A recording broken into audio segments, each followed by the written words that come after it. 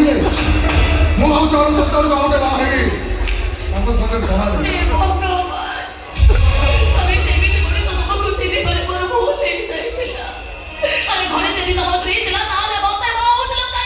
ମୁଁ ବି ସେଇ ବର୍ଷ ତତେ ପଚାରୁଛି ତୁ ମତେ ବାହା ହଉଥିଲୁ କାହିଁକି?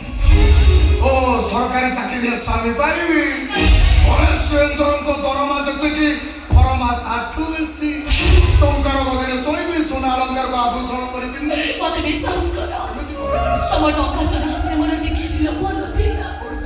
ପ୍ରେମର ମାୟା ଚାଲନ ତମେ ମତେ ଏମିତି ଛନ୍ଦି ଦେଲ ଯେ ଝିଅମାନେ ଭାରି ଚାଲାକ ନୁହଁ।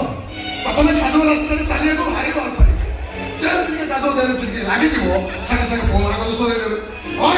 ସଫା ସଫା କଣ ତୋର ଦରକାର ହେଲେ ସମୟରେ ମୋ ଘରେ ତ ପାଦ ଦେବେ ପଡ଼ିପାରିବ।